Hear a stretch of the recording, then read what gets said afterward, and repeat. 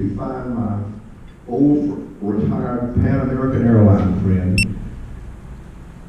in Mexico City and see if he has any way of helping him. Well, after a fortune because of no cost of telephone calls, I was able to find this retired Pan American Airline person who was not a ham, but just a friend of Clyde's. And talking with the ex-captain on the telephone, he said, Gary, he said, give me a few days. He says, I have a plan how we'll get this young man out of prison, and so he won't die. He was going to die in prison because, again, money wasn't helping him, and no one in our government was helping him. He was halfway between Mexico City and Corpus Christi, and he was just sitting there rotting with no help. But he had plenty of telephone calls. He could use the telephone and call out, and people could call in, but they weren't releasing him. The Pan American Airline friend got back to me one day and said, Gary, said, I have found my doctor. He is he's kind of a clandestine doctor. I'm not sure if he really has a doctor's license or a degree, but he has the name Dr. So-and-so. He said he's going to pay Pat a visit in prison. And while he's in prison, he's going to give Pat a shot. And he said, I'll tell you later what the shot will do. So a few weeks later, time went by, and I got a call from the Pan American Airline retired captain. And he said, Gary, Pat has been visited. He's got the shot. And just wait a few more days or a week. They will get rid of him real quick. It's going to happen. The friend gave him a shot that made him have all the symptoms of infectious hepatitis C. I haven't found any American doctor friends of mine that had ever heard of giving a person a shot that would cause this. He really didn't have infectious hepatitis. He had the symptoms. But he as soon as the Mexican prison guards realized that he had infectious hepatitis C, they thought he had it. They said it was time for him to be freed and banished him back to the United States overnight. He spent a few weeks in detox in Houston. I don't know what they gave him to put him through this detox, but he came back living a normal life, never went back to Mexico, will not go back to Mexico today, even though he still has his pilot's license, and he's a real estate agent in South Texas. He does not sell real estate in South Texas anymore. I talked with him just probably a month ago to check on him, and he said it was a harrowing experience, especially since no one from the American government gave me any attention. And that's my story of trying to do some humanitarian work all through ham radio. 73, and thank you for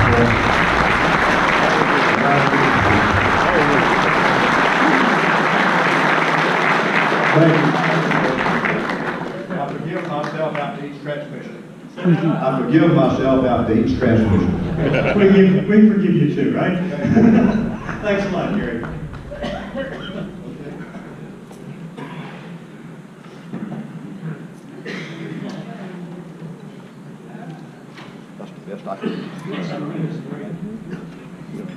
Well, it's time for some special parts of our program.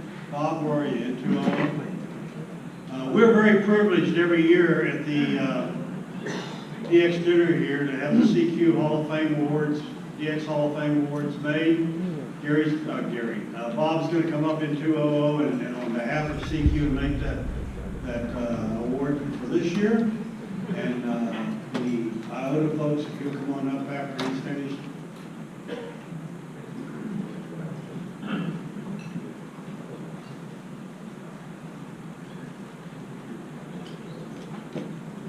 For those of you that don't take CQ, and I guess I'm supposed to say, and you should. Right, Bob? Bob is the DX editor of CQ magazine.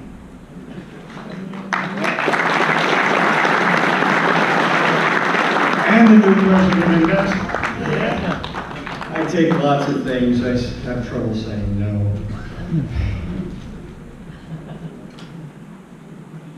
Hang with me a second.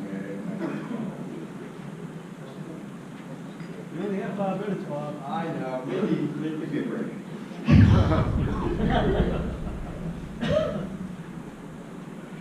The activities and accomplishments that qualify one for membership in the elite group called the CQ-DX Hall of Fame involves considerable sacrifice and can usually be described by the phrase above and beyond the call of duty. It's not enough to just be a DXpedition team member.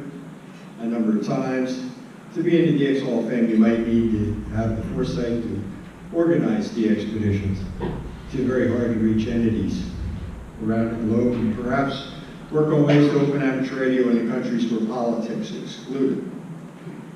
Other important attributes to be considered include integrity, perseverance, goodwill, honesty, and one that I feel is very important, being non-controversial. Bearing this all in mind, tonight we will be inducting 2 very special DXers into the CQ-DX Hall of Fame. Before I continue, I'd like to recognize all of the current inductees who are in there, who are in the room tonight, which please stand. If you're an inductee in the CQ Hall of Fame, DX.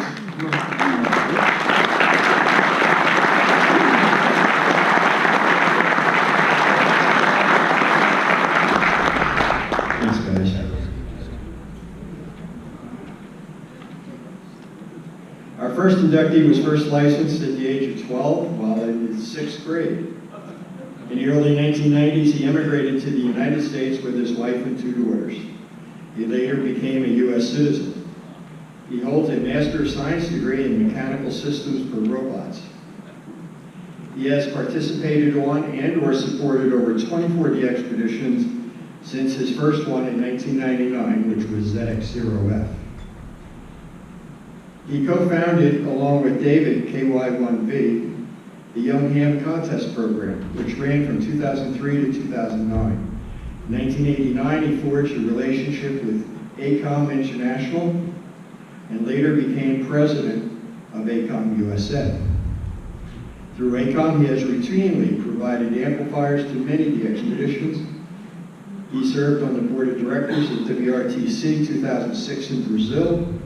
He was instrumental in raising over $100,000 for the game use, and also provided at no cost 52 log periodics and 52 ACOM 1010HF amplifiers that were used for the WRTC games. This equipment was subsequently donated to Labre S. Catarina for the express purpose of encouraging DX participation by local amateurs unable to afford such a setup of their own. Nominated by the Yankee Clipper Contest Club, I can't pronounce this one, I'll try. Aracari at the X Group of Brazil, and the Bulgarian Federation of Radio Amateurs, I present to you tonight's first inductee to the CQ-DX Hall of Fame, Krasimir D. Petkov. We all know him as Krasy, K1LZ, LZ1SA, to the CQ-DX Hall of Fame.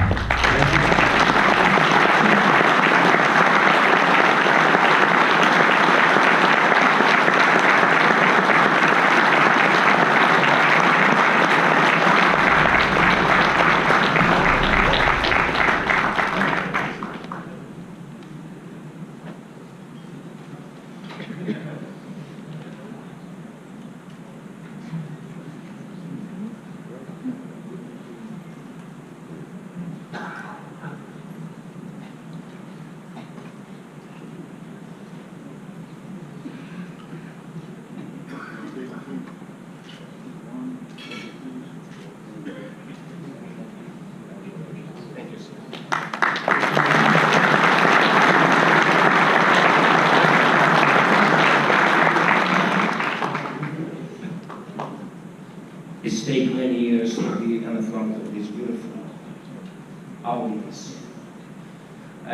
in the United States in 1990, and I started being a ham radio in 1969.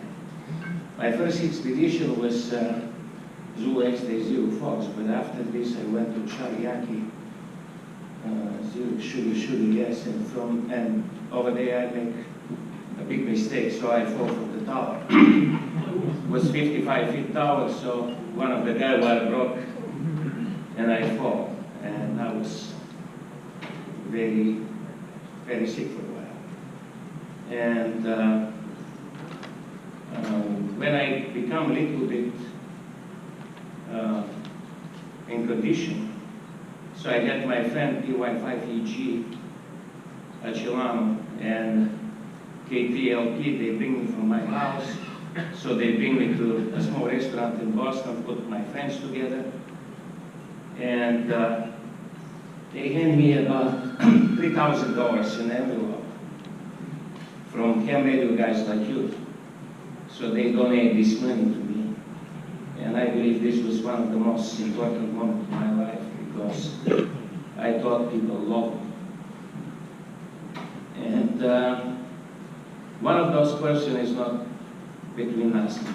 K3LP, he died this year, and tragically. And maybe he started these things about Hall of Fame about me.